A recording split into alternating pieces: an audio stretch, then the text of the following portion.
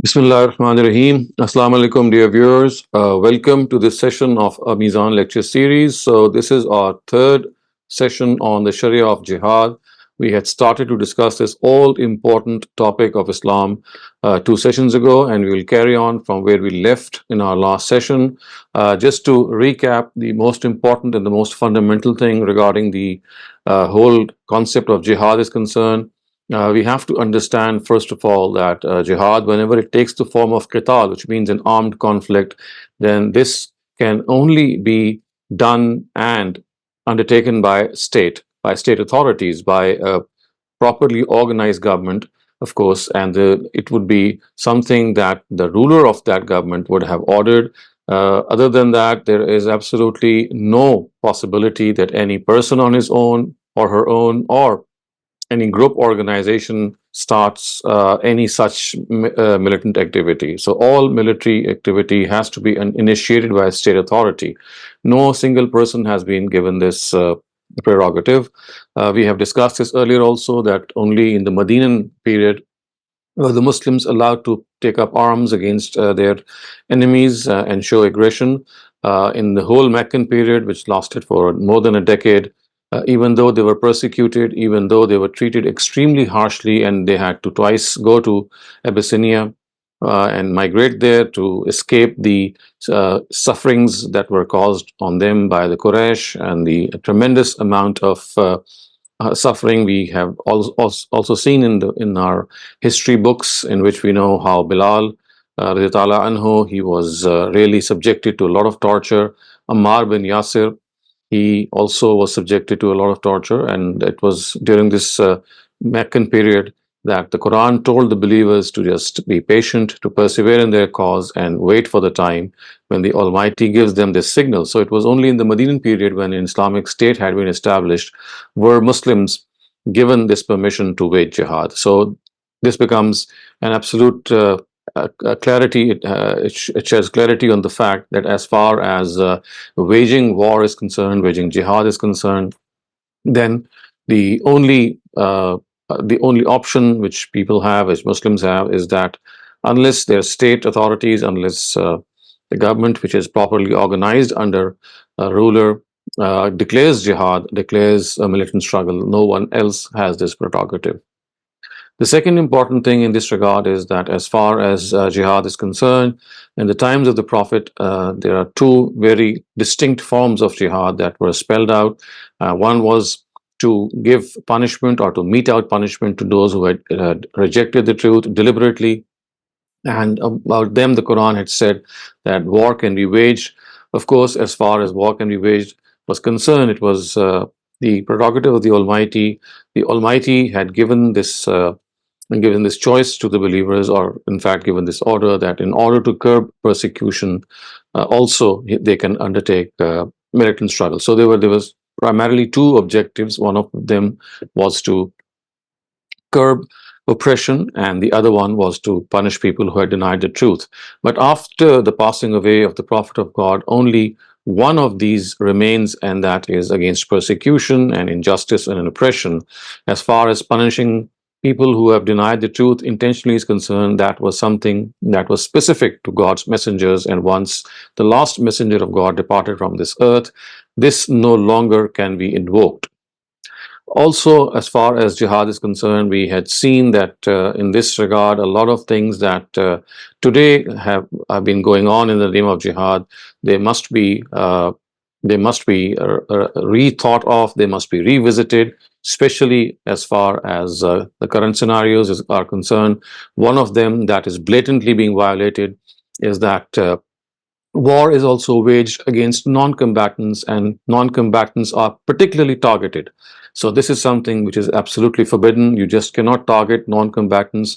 Only the warring army, the aggressive army, that is the only body, that is the only unit that can be attacked, and that can be in any way launched against whom the military struggle can be launched against. As far as citizens are concerned, as far as people are concerned who are not taking part in the battle, in no way can they be harmed in any way, and if they do so, it will be a grave sin.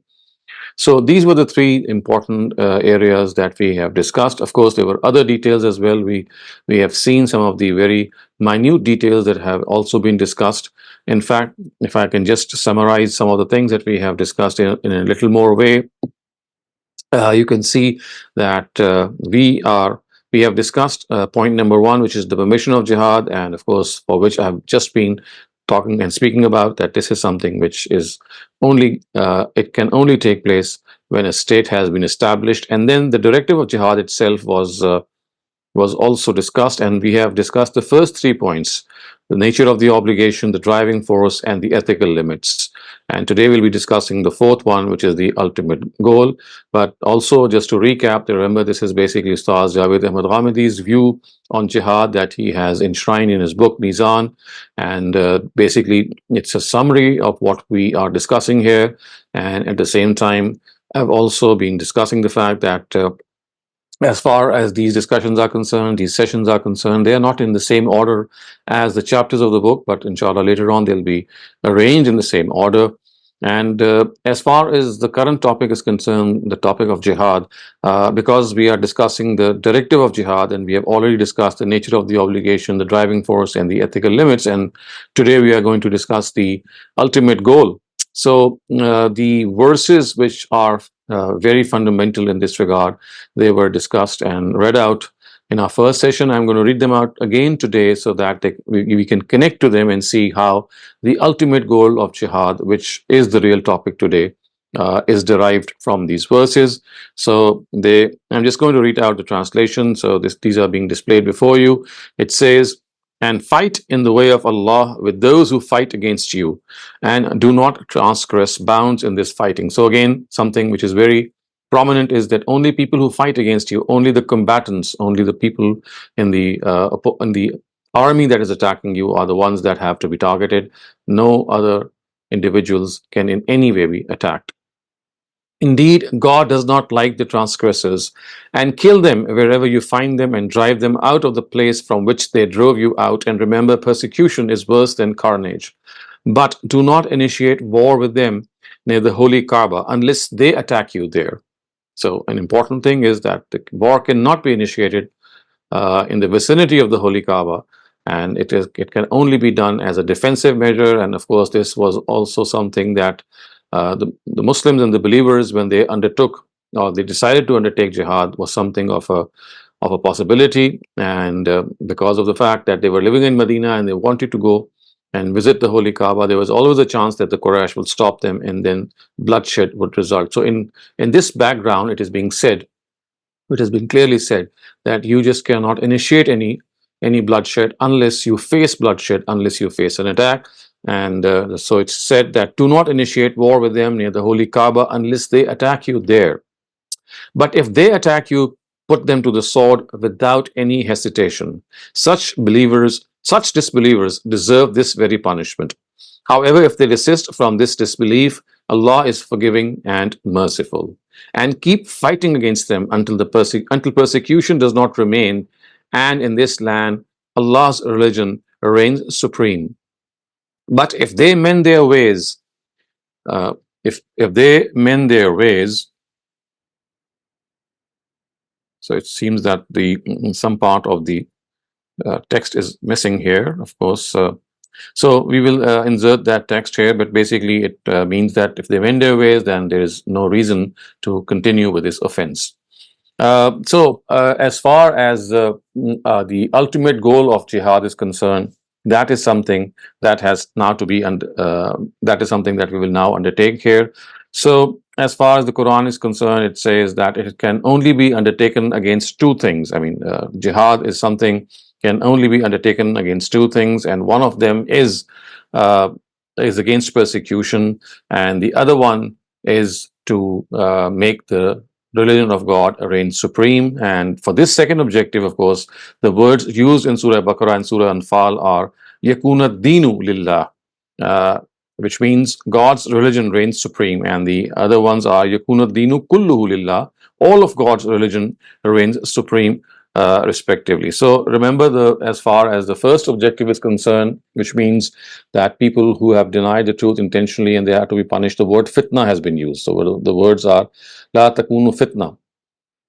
The fitna should not remain, and this has been clearly said in these Quranic verses. And this is the first type of jihad that we have been referring to, that as far as persecution is concerned, as far as oppression and killing is concerned, that is something that cannot be tolerated. And if someone perpetrates this, then if all diplomatic ties fail, then jihad can be, or a militant struggle can be waged against them. And the second one, which this verse, of course, says, is yakunu dinu kullu lillah, or yakunu dinu lillah, which means that God's religion should reign supreme, and that is that there is no other religion that would be allowed to persist in the Arabian Peninsula with the religion of God. And that is precisely why it was said that as far as the Jews and the Christians are concerned, they cannot have their own religion prevail. They must live in subservience, and they must show this subservience by paying jizya, which is a tax imposed on them.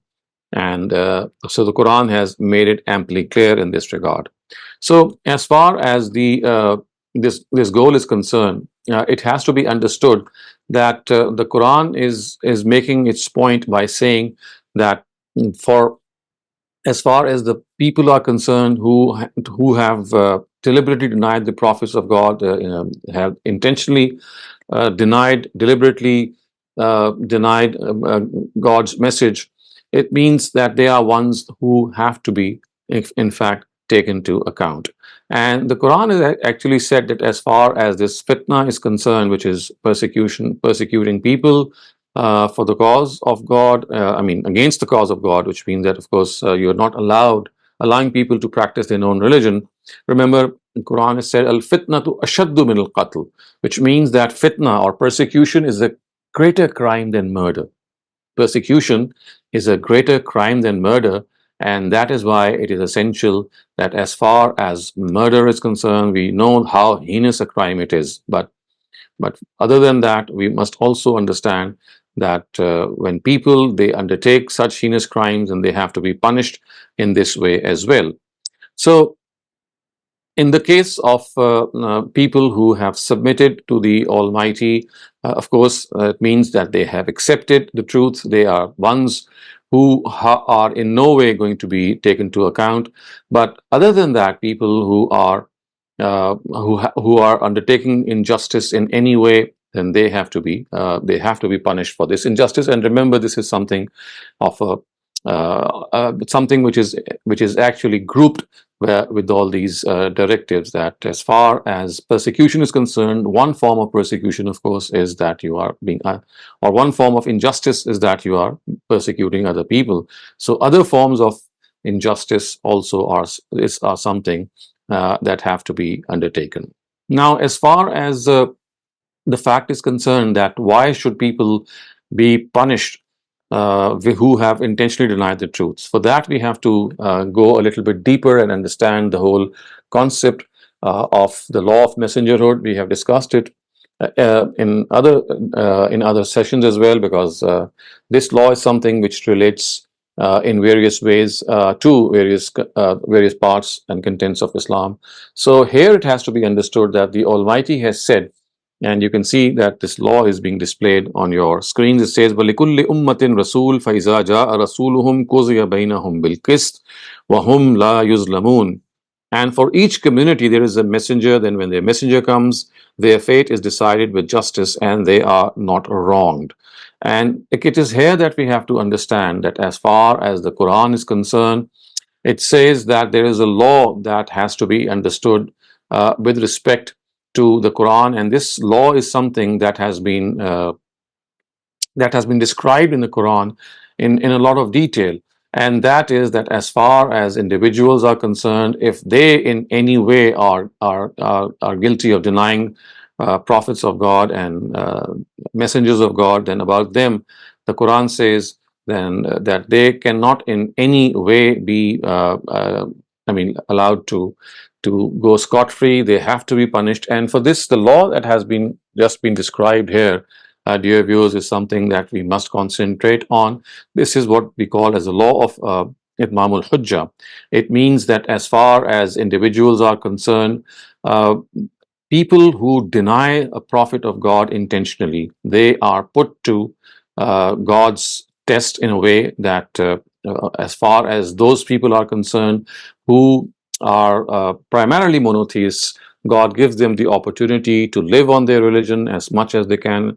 However, they must live in subservience. So, as far as the Jews and the Christians are concerned, because they are primarily monotheists, so they were allowed to live on their religion as far as their own independence was concerned, but they had to live in subservience. So, the Quran has been very specific in this regard, and it says that people who have taken up any aggression against the messenger of God, and of course, not only that, but they are also guilty of knowing what the truth is. They are absolutely aware of the fact that, as far as religion is concerned, they are absolutely clear about it. They acknowledge God's messenger, but they say that we will not accept him in any way. About such people, the Quran says that this deliberate denial is something which only God would know.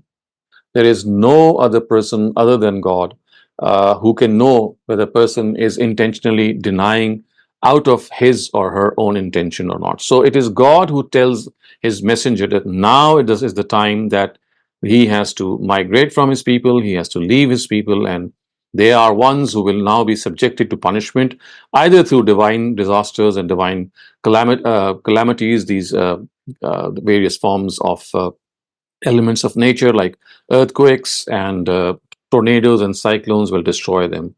And as far as the fact is concerned, that what exactly is the distinction, and we know this very well, that this distinction is that if the number of people who migrate with the messenger are in a relatively large number, and they are also able to acquire political supremacy in an independent piece of land, then the Almighty establishes them in that independent piece of land, and after that they are prepared and they are groomed to wage war. So now that punishment, which generally happens through these natural disasters, it then happens through the hands of the believers, and that is why the Quran says, "Yu'azzibullahu bi'aydikum," that God will punish you or punish them from your hands. So this is one form of punishment in which, of course, when the believers are in a substantial amount with the messenger, they migrate, they form place, they establish their rule there, and then of course the attack can be launched. But there are other instances in which this does not happen, and a messenger has to migrate with only a few of his companions. So in such a case, the Almighty says that well, once the messenger and his companions are out of their nation, they are at a safe place, then the Almighty destroys his nation through natural disasters. And we know the people of Ad and the Samud and the people of Noah all met this punishment, and all of them met this fate. But one thing that has to be understood here, dear viewers, is that as far as this distinction is concerned, the Almighty has made it in a very, very important way, and that is, people who are destroyed are the ones, or people who are killed are the ones who adhere to polytheism deliberately. So remember, the punishment of polytheism, the punishment of persisting on polytheism, is that they have to be killed. This is the same punishment which the Almighty will implement in the hereafter. So in the hereafter, they will be punished with death. We know that it is like eternal death for them, eternal damnation for them. They will be in hell forever. So this is part of that punishment that is meted out in this world, that when they associate partners with God, since associating partners with God or the punishment of polytheism will not be forgiven in any way by the Almighty in the hereafter if this is done deliberately. So if in a similar scenario, if this is done in this world as well, remember we are talking about the prophetic period only, not in the post-prophetic period. So in the prophetic period, if people are guilty of this, of associating partners with God, and in the presence of a God's messenger, they arrive, they come, and they still, in a very defined way, don't accept this, then they are put to death, because this death is the punishment of associating partners with God. Other than that, there are people, of course, who are not punished in this way. And about them, the Quran says very clearly that they are ones who are basically monotheists. They are basically monotheists. But as far as their monotheism is concerned, it's a deviant form of monotheism. So remember, in the times of the Prophet, both the Jews and the Christians were guilty of this deviant monotheism. Christians regarded Jesus to be the Son of God, and the Jews of Arabia regarded Uzair to be the Son of God. So this deviant monotheism gave or afforded them with an opportunity to live, but they could not have lived they could not have lived such that they would prevail on Muslims. They had to live in subservience. And this is also mentioned in the Quran in Surah Tawbah. So the words are, fight those from among the people of the book who believe not in Allah or the last day, nor hold that forbidden which has been forbidden by Allah and His Messenger, nor adopt the religion of truth as their religion until they pay the jizya with willing submission and are subdued. So you see, it is here that we have to understand that this punishment which is mentioned for people who are deviant monotheists is the one that the Quran has said that as far as they are concerned, then they shall not be given any latitude to have an independent state, and they are ones who have to live in subservience. So as far as the people of the book are concerned, they are ones that they are basically primarily monotheists, but they are not ones who can be allowed to live on their own religion. And as far as the Quran is concerned, it says that as the law of Itmam al-Hujjah is something that has to be understood in all its details. And this law is something, if it is not understood in all its details, then it will be wrong for us to come to the conclusion that even today people of the book or the idolaters can be punished. So remember, punishing people for denying the truth, which is of course kufr, is something that can only happen in the times of messengers of God. This is something that cannot be done in any way against people who today exist. So today war cannot be waged against the people of the book in this manner.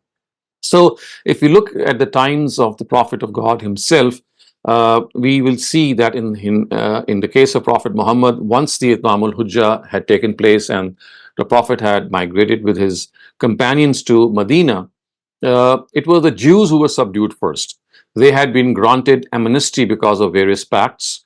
Those among them who violated these pacts were given the punishment of denying a Rasul, which is, of course, the Messenger of God, Prophet Muhammad himself.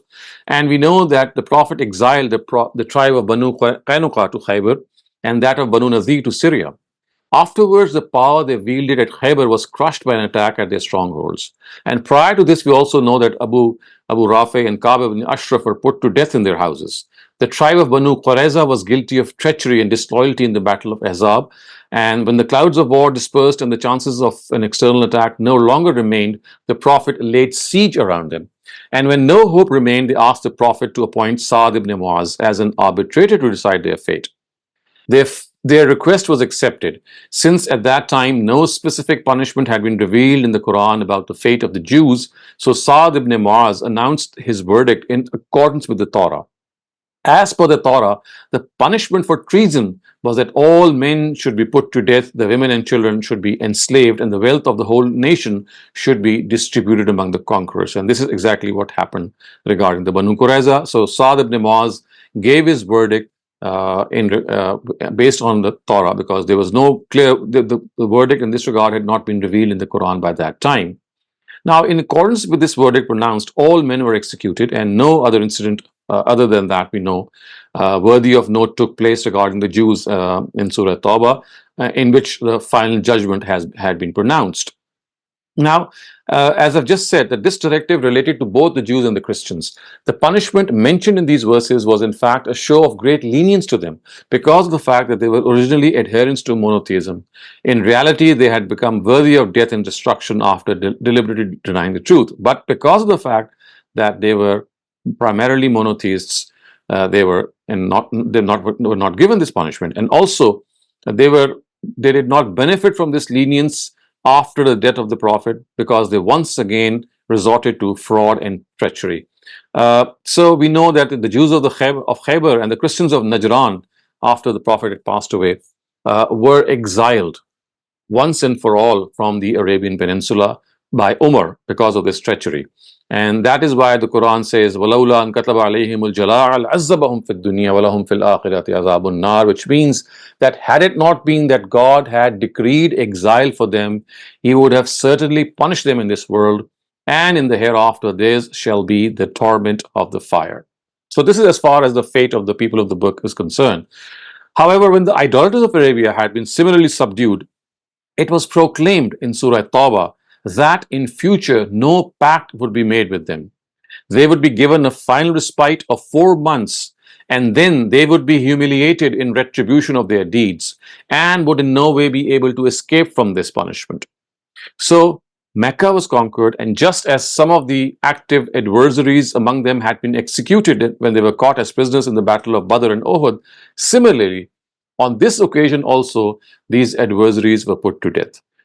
Prior to this, the directive had been revealed about them that it should be proclaimed at the time of Hajj Akbar, which took place in the 9th Hijrah, that once the forbidden months are over, Muslims should slay the idolaters, the polytheists, wherever they find them, except if they accept faith, establish the prayer, and pay zakat.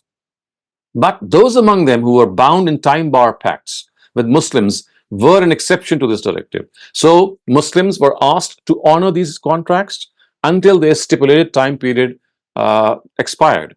The implication was absolutely clear that once this would expire, these people would also meet the fate that had been ordained for all the idolaters of Arabia. They were to be killed in case they did not accept faith. This declaration has been made in the Quran, and I'm now going to read out that part of Surah Tawbah, which is verses 3 to 5, in which this declaration has been enshrined and depicted. So it says, and a declaration should be made from Allah and the Messenger to these people on the day of the great Hajj, that Allah is free from all obligations to these idolaters, and so is His Messenger. So, O idolaters, if you repent, it is better for you, but if you turn away, then you know that you cannot escape from the grasp of Allah. And O Muhammad, give glad tidings of a painful torment to these disbelievers, except those of these idolaters with whom you have a treaty, and those who have not shown treachery in it, nor have supported anyone against you. So fulfill their treaty to the end of their term. Indeed, Allah loves those who abide by the limits. Then, when the sacred months after the Hajj have passed, kill these idolaters wherever you find them, and capture them and besiege them, and lie in wait for them in each and every ambush. But if they repent and are diligent in their prayer and give zakat, then leave them alone. Indeed, Allah is ever forgiving and most merciful. So, viewers, you can clearly see how this whole section of Surah Tawbah spells out in detail what has to be done with these idolaters, because these were the people about whom we know that they had intentionally denied, they had associate partners with God, and therefore after that they had absolutely they had no chance to live. So with these measures, the basic objective of war that was stated by the words, remember initially what we had said, the Quran had used these words, yakuna deenu kulluhu lillah, all of Allah's religion reigns supreme. So this was achieved. However, during this period, the Prophet presented his message to all the nearby nations which were outside of Arabia also. So he wrote letters to these rulers, and he made it clear upon them. And these were approximately 13 countries. The heads of state of these countries were written letters, and he made it clear upon them that now Islam alone can guarantee existence for them. This meant that just as the truth had been conclusively communicated through the Prophet to the idolaters and the people of the Book of Arabia, it shall also be conclusively communicated before his death to these nations. And the obvious outcome of this was that these nations also shall be punished in this world as per the divine rule relating to deliberate rejection of the truth communicated to people by their respective messengers is concerned. So this is what happened. And also, after consolidating their rule in the Arabian Peninsula, the companions, in the light of this directive, they completed this task, which was actually initiated by the Prophet. And that is that they launched attack. They launched attack against these countries, giving them two options. If they wanted to remain alive, they have to accept faith, or to accept a life of subjugation by paying jizya. So none of these nations was an adherent to polytheism in the real sense.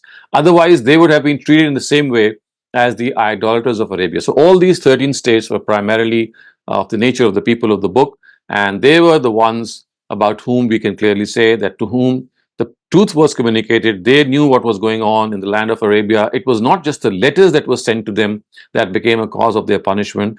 Remember, after the letters, the Prophet remained alive for many years, 6 or 7 years after these letters were sent, and the fate of what happened in Arabia of these denominations was evident to them. It was discussed and it was communicated right across the borders of Arabia to these 13 countries, and they very well knew.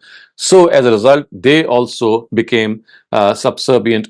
They also became recipient of this message, and as a result, they were punished later on. And as we've just said, that the Roman Empire, which is the Great Byzantine Empire, and the Persian Empire, of course, both were of them were brought into subjugation. And as far as this subjugation is concerned, it cannot in any way be regarded as one in which it is something that relates to any form of warfare after the departure of the Prophet.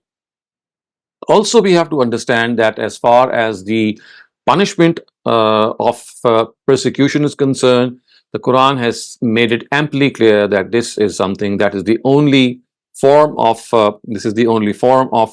punishment that now remains, or the only form of jihad that can now be conducted today. If people have taken to persecution, then they have to be punished for this, and for this they have to understand that the Quran has given them this directive that of course, military warfare can only be initiated once you are able to understand that the country on whom any aggression has to be launched against is a country who is oppressing their people, who is launching an attack against their attack or aggression against their people by not allowing them to follow their religion, or they are being unjust in any way. So this is something that has also been discussed in verse 75 of Surah Nisa, which says that they have to launch a war against people who are oppressed. Of course, it also means that the war that they have to launch has to be in a way that they know that it's not going to be a suicide mission. They are in a position to curb and check this persecution. So I can summarize this whole discussion by saying that as far as the ultimate goal of jihad is concerned, of the ultimate goal of qital is concerned, it is primarily two. In the times of the Prophet, both these goals were met. One of them was to punish people for denying the truth, which is what relates to the law of Itmamul Hujjah, and the other one was to punish people for persecution, which means that you are not allowing any of your followers or your subservient subjects to follow a religion that they would like. And the Quran has also said that other similar forms of persecution, or you can say injustice, are also subsumed under it. So, in other words, these are the two forms of qital that took place in the times of the Prophet. However, in the post-prophetic period, just one form can be adopted or can be a basis of jihad, and that is to curb injustice and persecution.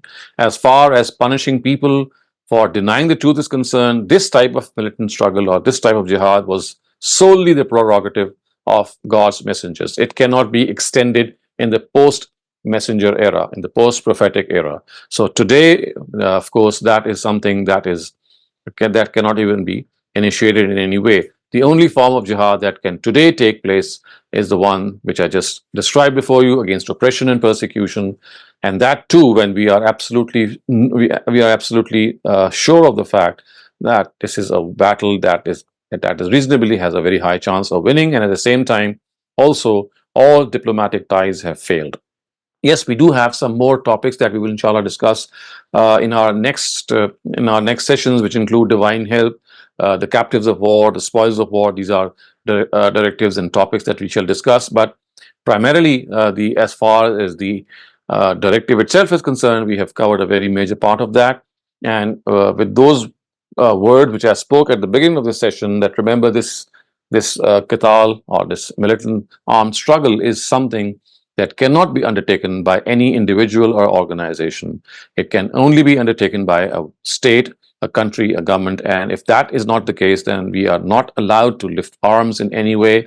It is something which we have seen from the Seerah of the Prophet, we have seen from the Quran, that only Muslims, once they had migrated to Medina, were they allowed to lift arms, as far as the fact is concerned that in Mecca they were severely persecuted, they were severely put to torture and punishment, but not once were they allowed to fight back in any way. This permission only came once they had landed in Medina, and that too in the form of that they were now part of a empire. They were part of the first state of the Muslim empire, and that was, of course, that was established in Medina, and the Prophet was its ruler.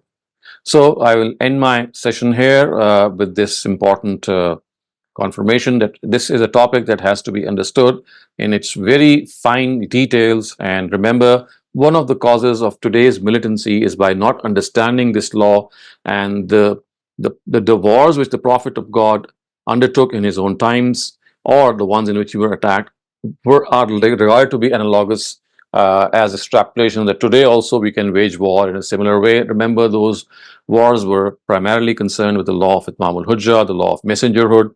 They cannot be in any way applied today. And today, the only way or the only form of militant struggle is against persecution. So the likes of people like Mullah Omar or Osama bin Laden or Abu Bakr Baghdadi, who have undertaken this very enterprise, and even today or in the last few decades, they are continuing this struggle, and they receive inspiration or derive inspiration from those Quranic verses which are specifically meant from prophets of God or for messengers of God. They have really misunderstood the purport of the Quran, and in this way, they are guilty of playing God, because it is only God who can punish people for denying the truth, not we in any way. He did so in the times of his messengers, because he used his messengers and their companions as his own instruments of justice. This does not take place in the prophetic era. And if we are able to understand this very fine point, we would be able to understand the whole Quran in a way that will make a lot of sense in a lot of its directives. Otherwise, of course, it would be something that we are in no way to justify, as is the case today. So if you have any questions regarding what we have studied today, please raise them.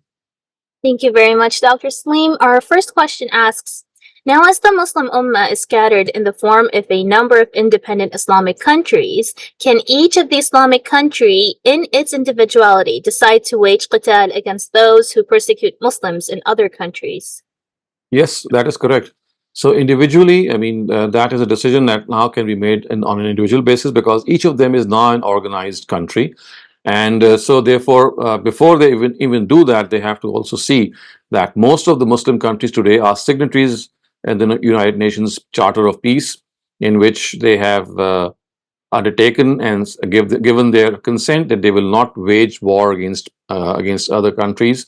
So first of all, they have to either strike off their commitment or the promise they have made, and they must give a very cogent reason that if they are drawing away from this commitment, then it is because they are trying to stop another country from committing aggression against its subjects. And also, of course, they have to be reasonably sure that if they are doing so, then they are not going to they are not going to undertake a battle that is destined to be lost. It has to be waged to be won, actually. Thank you very much, Dr. Saleem. Our next question comes from Bisma. Bisma, please go ahead. Assalamualaikum, Dr. Saleem. So my question is that countries like Pakistan, where minorities sometimes, people take offense if something like a Quran page is found somewhere, or something is torn up. What about that? These are countries that it's not Afghanistan, where it seems to be, it's a little more kind of ancient. In the ancient times, Pakistan seems to be a modern country in that way. How is it that the Islamic jurisprudence or the Islamic intelligentsia has not been able to establish that these are laws that don't apply to our times? Why is that? Well, actually, yes, I have been explaining this on other occasions as well, that the primary tragedy that has taken place in this matter is that understanding the Quran directly from its text has become an alien exercise. So what has happened is in the last maybe 12 centuries, people have tried to understand the Quran not directly from the text, but through ahadith or through extraneous sources. And that has actually, I would say, clouded their vision. That has led them away from a lot of things that are directly mentioned in the Quran. Otherwise, if you read the Quran in an unbiased way, in a way that you clearly see that nations are being punished all over the Quran, it is a very common theme that past nations were punished. It has been mentioned copiously in the Quran, and every time the Quran mentions their anecdotes, it tells them that this is because they had denied their messenger. And you at the same time cannot do that yourself because you're not a messenger of God, and today messengers of God don't come. But as I said, that this is something that this is, I would call it a big intellectual tragedy, because by not understanding this distinction, this difference, all this military aggression and all this terrorism that we today see so rampant all over the world, every now and then we see its episodes igniting one country or the other, taking place so frequently. So that's what comes to my mind. That primarily, there's a law that is so. I mean, it's like that law repeating itself over and over again every time you read the Quran. Because you read the history of the past nations, you are told that they have been destroyed by the Almighty. The only difference is that, of course, in the case of Prophet Muhammad, there were no natural disasters that were invoked by the Almighty. So, in the case of the past nations, of course, these natural disasters were the one who destroyed the nations who were denied. So another cause of misconception that could be gauged is that in the times of Prophet Muhammad, because of the fact that a radical departure took place in the form of this punishment, and that was that the Prophet was and his companions were assigned the same task as was assigned to natural disasters in the past. So what the job that was done by natural disasters in the past, which was to destroy nations who were denied, was now given to the Prophet and his companions, and they were told that now they are going to act as those disasters. Now they are the cyclones and the tornadoes and the earthquakes that took place in former periods. So this perhaps could be another reason that clouded the vision, because it is something that is so apparent. And maybe another third thing that comes to my mind now that you've asked this question is that look what the Quran has said about the Prophet. It said, "Laqad kana lakum fi Rasulillahi uswatun hasana," that the best example of the Prophet, the best example of good conduct is your Prophet.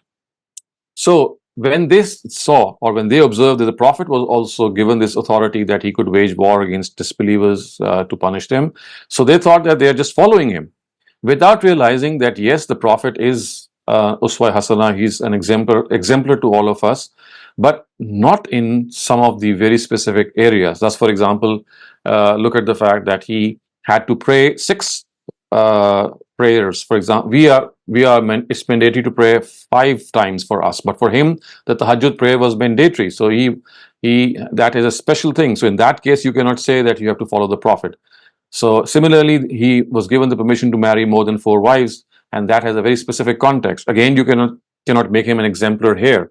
So in a similar way, in the case of Qital also, he was given a specific prerogative, and that was not the only one that he was given. All other and previous messengers of God also were given that commandment or prerogative, but it was extended or unfortunately not understood. So that is what comes to my mind. So had people been perhaps more generous in reading the Quran directly and understanding it, and not taken the route of going to the Quran through extraneous means like hadith or history, this law might have been understood much earlier, I would say. It was left to Ustaz Amin Farahi, who in the last century, which is like 100 years old, was the first one who actually pointed this out and said that there is being a big mistake being made. Okay. Thank you so much for that, Dr. Saleem. Thank you very much, Dr. Saleem. That was it for all of the questions. If I'm gonna give another last call. Okay, Ammar Rasul, please go ahead. Ammar Rasul. Thank you very much. Yes, thank you very much. If there are, I have lots of questions and I can keep asking them if there are no other takers and there is time. You can continue asking, and if there is another raised hand, I will stop you. Thank you very much.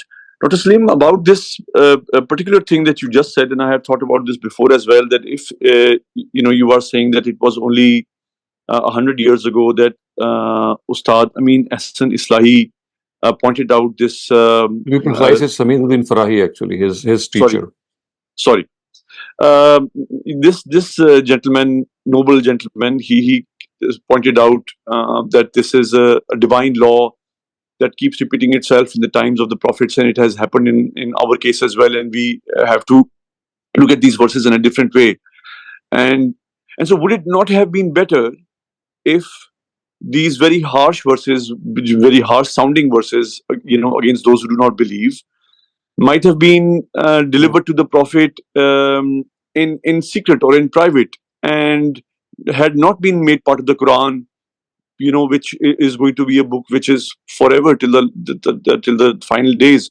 So obviously, my understanding is that there is a lot of communication that is happening between God and the prophet, which is in private, and it does not make it to the Quran. Why was it important for God to make these verses then part of the Quran, whereas in His knowledge He understood that these verses will be misunderstood? So you see, first of all, you have to understand that misunderstood or misunderstanding is something that can nevertheless take place in any sort of circumstances. So, had the suggestion that you're delivering, that God should have maybe done this in private, this could have caused a greater confusion, because now we find the prophet would be doing something, and that something is not even recorded in any of the texts, and it would have become all the more reason for people to follow him, because his whatever he would have done would have been communicated. Of course, that is something that could not have been left to posterity. So now it would have been even more dangerous, that people would now see that, well, if the prophet was waging war, if he was killing people, then we also have to follow suit. So I think it is not that this methodology should have been adopted. I think the current methodology, if you look at the fact that Muslims did not actually, instead of understanding the Quran directly from the sources, had they not undertaken this course, it would not have been a difficult task at all. It is because of the fact that in our own understanding, we took a different route in understanding the Quran. The Almighty, in His own right, had said, Hudal Nas, this is a guidance from mankind, it is for everyone. And therefore, it said that now you have to directly understand it. So he could not have done anything, because he had given us the freedom to choose, and he gave us this freedom to understand the Quran in whatever way we liked. And what happened was that, as far as when we tried to understand the Book of God, we left the Book of God either to just learn it by heart, or to use it as a means to for the dear departed to have their sins deleted from their record. So this is something that of course was, we are more guilty of that, I would say. So in any case, the third important point that I'd like to make here is that even if you make a gross misinterpretation of God's verses or His revelations, if you are very sincere in your understanding those verses, then yes, they will have their negative impact in this world, and that negative impact is something that we are seeing. But as far as the hereafter is concerned, that these differences of opinion would not reflect there, in my understanding, which means that a person who sincerely understood the Quran, even if it was a wrong interpretation, and he followed that interpretation, in the hereafter, his fate is safe, I would say, because he did not do something wrong which is deliberate, something which was intentional. It is that he just misunderstood. Yes, if he was careless in his understanding, yes, if he did not give enough time, that would be called to question. But for example, a person like Osama bin Laden or Mullah Omar, they sincerely, try to understand the Quran, and this is how they got this conclusion that, well, we have to follow the Prophet, and whatever he did, we need to do. And they could not make this distinction in their understanding. So, as I said, the negative impact of that is going to definitely take place in this world. But as far as the hereafter is concerned, remember, it's not that you understand the Quran exactly as what God would have wanted you to understand that would take you to a paradise. That's not what the Almighty has said. The Almighty has said that whatever you understand, and you give your best shot at that understanding, and then follow that understanding and implement it, and if you do that, even if you end at the wrong side, you will still be considered worthy of salvation. So I think that is also what we have to see, that in the grand scheme of things, the negative result of this misunderstanding, especially when the matter is of life and death, will take place in this world, but not in the hereafter. Dr. Saab, very quickly, if I can ask a follow-up question. Obviously, the Prophet understood what the intention of these verses were, and the followers of the Prophet, the people who were alive in this time, understood what the time span, the limited time span of these verses was, that it was applicable only during the life of the Prophet and his mission. By what time do you think in Islamic history did we lose the meaning of the time limitation of these verses? Because obviously the people who were living in his times, and then the next generation and the next generation after that, would have known that these verses had limited application. I think it was very soon. It was quite soon after the departure of the Prophet, and this is because, you see, once the Romans and the Persian empires had been conquered in the times of the third and fourth caliph, I mean, this distinction that a further conquest after them is something that is unwarranted, and you should not cross a certain area. That was very, very much apparent to these companions. So we know that the Caliph Umar, in his own times, when once the army that he has sent had conquered the area, that the part where the Prophet had sent his letters, it is reported that once the army decided to cross that area, and the Caliph Umar stopped them and said that we cannot go beyond this area, because it is only until this area is that law of Itmamul Hujjah applicable. So yes, in their understanding it was there, but once the whole Muslim empire had expanded to, that when the Roman and the Persian empires came under the subjugation of the Muslim empire, it was a huge amount of territory that had come under their rule.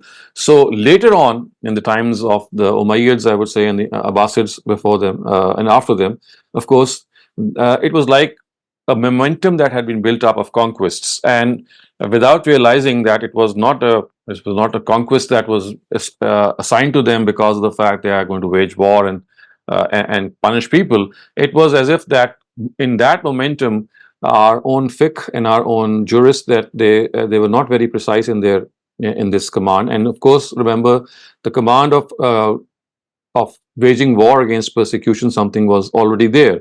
So it may be that in the later part, that instead of looking at the fact that they were waging war for the cause of punishing people for denying the truth, it was perhaps the other motive which is still operational today, and that was that against persecution. So in that case, what needs to be done, and which has yet to be done, is that each and every battle that took place after the time of the Sahaba, let's say after the first 40 or 50 years, needs to be documented and seen, that what exactly were they fighting for? Were they fighting for persecution, which is of course a legitimate cause, or were they fighting for subjugating people because they wanted to punish people in the name of Islam for not complying, or not or being people who were worthy of this punishment? So that is an analysis that has to be made battle by battle after the first 30 or 40 years. Thank you very much, Dr. Saleem. Riaz, please go ahead. Darling Doc, I have just a little different take situation. There are 2 points I'd like to make, and hope like to get your comment on. One is that people like Osama bin Laden, they had a genuine cause, but they used Islam to include people who were not a part of their personal cause.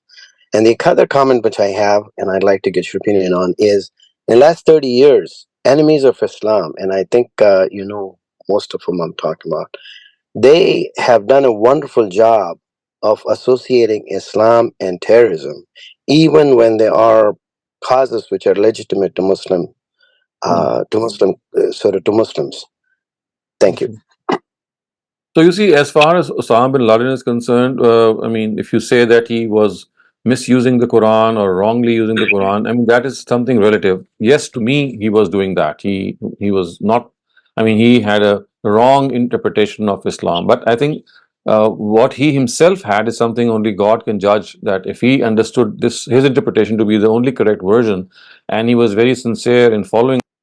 I was making this point that, you see, I cannot judge Mr. Bin Laden according to my data that I have. All that I can say is that if he was sincere, and whatever he did was in all sincerity, then its evil or its wrong impact, we do face that in this world. But in the hereafter, if he did something in a way that he was absolutely sincere, and that is what he understood, and that is what he did in a very auspicious way. So that is God, for God to judge. I cannot comment on that, and I cannot say that, well, he has misused those verses. All that I can say, I mean, my understanding is that he has grossly misinterpreted them. But as I said, that misinterpretation, what is misinterpretation to me, is a correct interpretation to him. So that is what God has to decide on the day of judgment. And I mean, this is what I feel. And I forgot your second comment. The second comment is the enemies of Islam have done a Yes. wonderful of associating Yeah. even So yeah, good. that I agree. That I do agree with you. You see, what has happened is that if a handful of people have misinterpreted Islam, it's not that 99% of the Muslim ummah or population is with them. I mean, these are just handful of people, one maybe less than 1%. And because of the fact that they've been able to cause a lot of carnage, a lot of uh, deaths resulting, that they have made headlines, and it's like bracketing one less than 1% people, and bracketing the rest of the Muslim Ummah with them, and saying that, well, look at them, because they are Muslims, so the rest of the Muslims are also behind them. And I would say that is a very unfair assessment on their part. If this is a part of people who do something, then only that particular section of people should be condemned or maybe criticized. As far as the rest of the Muslim Ummah is concerned, I don't think that they can, they do in any way ratify what these people are doing. So yes, I think that would be a fair thing to say.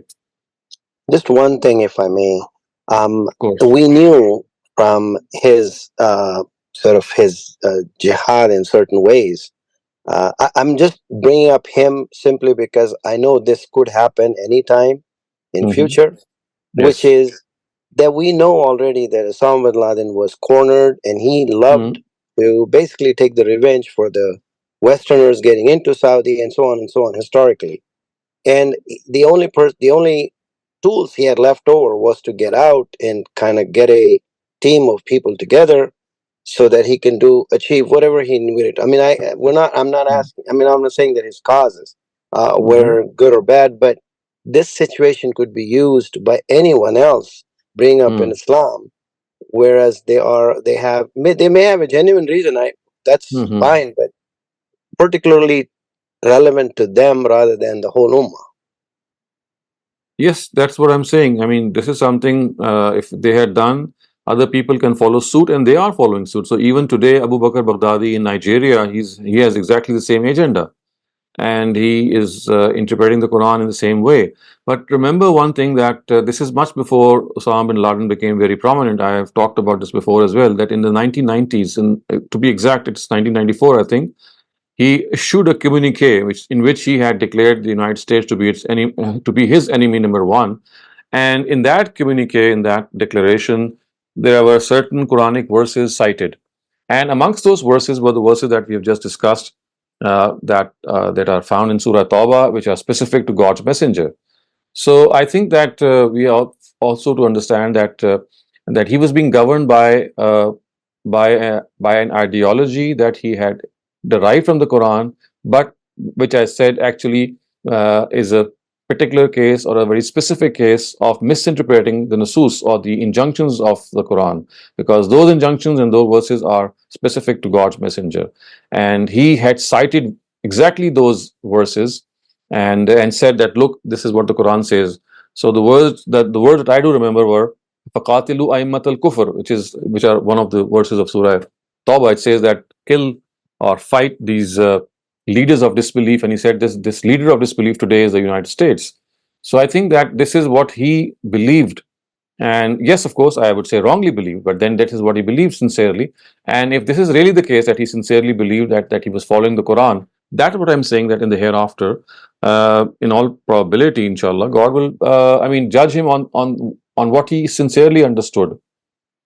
Thank you very much, Dr. Saleem. Our next Thank you. question asks, why is it that this very important concept of distinction between the two phases, prophetic times and post-prophetic times, were not recognized by the ulama in the subsequent generations? I think I've just answered this question a while ago. Just exactly the same question. That, I mean, the real reason was that the ulama seldom took their understanding from the Quran directly. They were more occupied with fiqh, they were more occupied with hadith, and they were less occupied with understanding the Quran directly from its text. And that is one of the primary reasons that it never dawned upon them that this is a distinction that has been made by the Quran in no, I mean, it's not anything like like saying something that the Quran has said a few verses about this whole law. The Quran has made it amply clear every now and then that as far as the law of Itmam al-Hujjah is concerned, as the law of messenger is concerned, it is like one of the largest or one of the most prominent discussed topics of the Quran. But because the Quran never came into direct deliberation, direct understanding since the very beginning, maybe I would say very earlier on, that now things have started to happen in a different way. Thank you, Dr. Saleem. Bisma, please go ahead. So, Dr. Saleem, my question is, do you think it has something to do with power as well? That the intelligentsia that was, because Islam doesn't really give us, the Pope kind of a concept that Christianity does. Do you think it was more a control thing that the Maulvis at that time may have wanted? No, I don't think so. Where they, I don't think so. I think this was not any of the causes. I sincerely think that the cause was not understanding the distinctive position of the messengers of God. So you see, they thought that whatever directive have been given to the messengers of God, since they are the best exemplars, since they are portrayers of Uswa Hasana, so people thought that, well, they have to follow the messengers in whatever undertaking they did. So in my understanding, because I have met these people directly, some of them directly as well, I have heard about them, I mean, read about them. I mean, there are so many pointers which tell us that it's a genuine mistake on their part. And this could have been something which could be, I mean, anyone could have made this mistake. But yes, had people been more careful about, or maybe more sensitive about the fact that they're just going to study the Quran and derive their rulings from the Quran and not from fiqh or hadith or history or extraneous disciplines of knowledge, this might have been something which would have been pointed out very earlier on in our history. And another factor that you might also note here, that you see, our caliphate had been established right after the Prophet himself, and this continued until the last century, 1924, and today we are sitting in 2024. It's like an exact 100 years.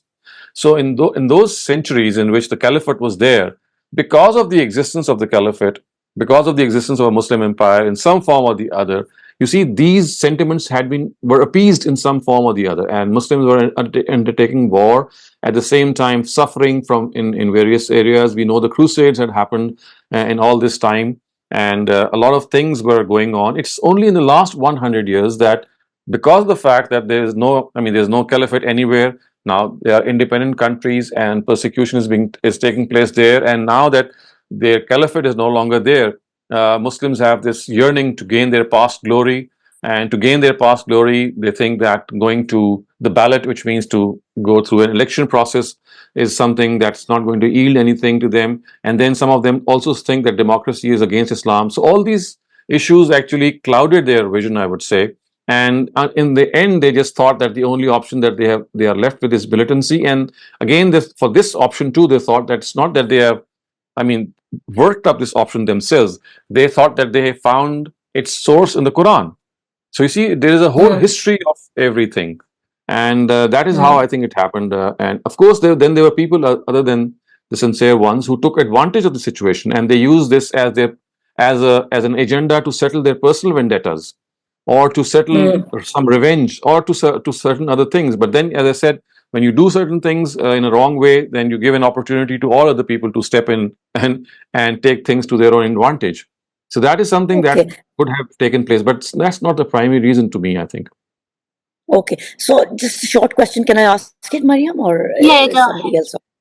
So what is the responsibility to Rohingya Muslims who are being persecuted in China? Is there, as a Muslim people, do we have any responsibility towards them, or what is one support? You see, it's all of the Muslim countries, they have responsibility, and the only thing is that, for example, Pakistan thinks that it's a very good friend of China, and whenever this issue is brought up before them, they just snub you and they don't allow you to even speak on this issue. So you see, China is like a superpower now, and if you have to make it realize that it's doing something in a very in a wrong way, then you have to ask them. And whenever you have asked them, they have given this. I mean, they used to give this pretext that they said that they are causing a lot of I mean, unrest in the areas that they live. So they have their own version of the Rohingyas. But I think in this regard, it is again because we have a world forum like the United Nations in which this issue has to be raised and settled.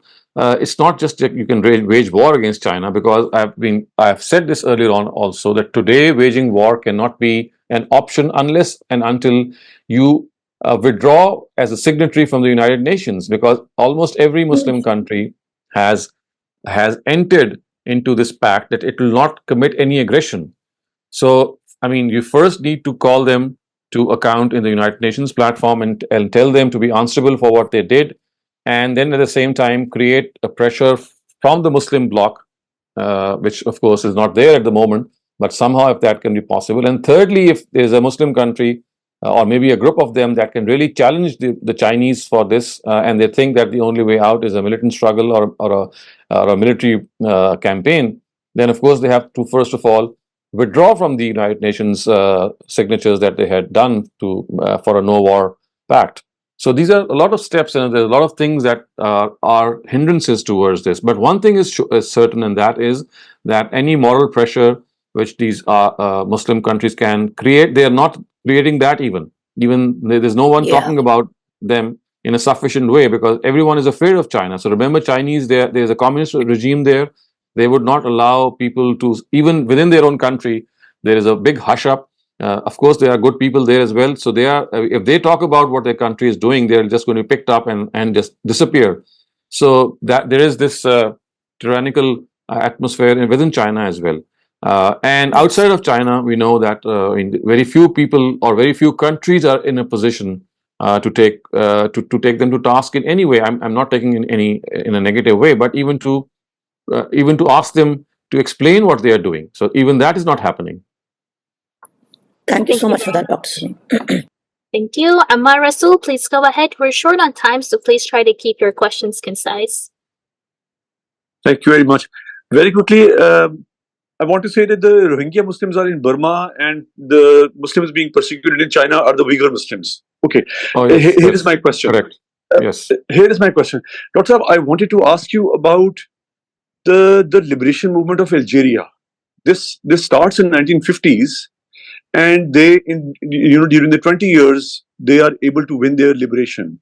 And this liberation movement becomes an inspiration for South Africa and for the liberation movement in Palestine and for the liberation movement even in Ireland.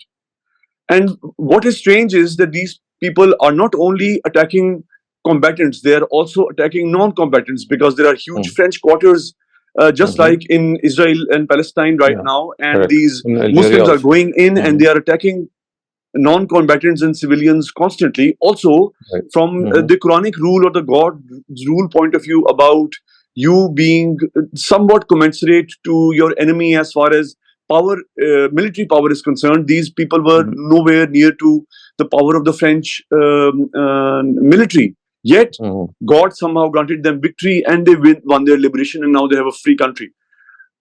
How do you see this? How do you explain this? Because I think this is not God granting them victory. This is their evil ways that have come to fruition, I would say. So it's not that God is going to interfere in such matters. Remember, God just interferes in the times of His messengers, and He does not let such things happen. For the post-prophetic era, the Almighty does not interfere in these matters and lets these matters happen, because for the post-prophetic era, the Almighty's law is that He's going to take an account of these actions in the hereafter. So we cannot ascribe this victory to the Almighty letting them win. They use wrong measures. I mean, there are several examples in history, in our own history as well, in our Ottoman history, in our Mughal history, and many other parts of the world, in which Muslims have employed wrong measures or against the Sharia measures, I would say, and they have still won. So we cannot attribute this victory to the fact that God is helping us. I mean, it's just God's law of trial and test, in which He's letting us do whatever we like and then calling us account once and for all in the hereafter. And of course, there are other things at play as well. It's not just the Algerians or their own freedom fighters doing that. We have reports of many other countries and other players, so to speak, who are world players who have their own say, and they are also having a role in that. So I think it's not as simple as we are thinking it is. There are a number of other things, other factors as well, and even if those factors are accounted for, we cannot say that it's like God's help that has come to them. Ahmad, do you have a follow-up question, or are you Yes, good? my question simply is that had they not played it this way, they would still be under French rule. So, now we have a Muslim nation, a free nation. So, You how do see, you see that? it's not an objective of being a free nation, which is a God-given objective. I mean, this is Hmm. something that they have achieved in a wrong way. So it's like a Robin Hood concept. If you're doing something, if you're achieving something, but you are adopting the wrong means, so you cannot justify your end through your means by saying that, well, because we are able to win freedom, so any way that we adopt it is fine. I mean, this is a Robin Hood concept, which the Quran does not recognize. And if they would have been maybe closer to God had they remained in subjugation and not adopted these means which are against the Sharia. Because remember, ultimately, it is the attitude that you have regarding God and the respect that you have for the directives of Sharia that's going to ultimately count. It's not freedom in this world that's going to count in any way as far as your salvation is concerned in the hereafter. I mean, these are not the right barometers, these are not the right parameters or standards of success, I would say. All right, sir. Thank you. Thank you very much, Dr. Saleem. That was it for all of the questions today. Inshallah, see you tomorrow in another session of textual study of the Quran. Thanks to all who came by and asked their wonderful questions. And thank you, Dr. Saleem, for another very informative session. Inshallah, see you Thank you. tomorrow. Assalamu alaikum wa rahmatullahi wa barakatuh.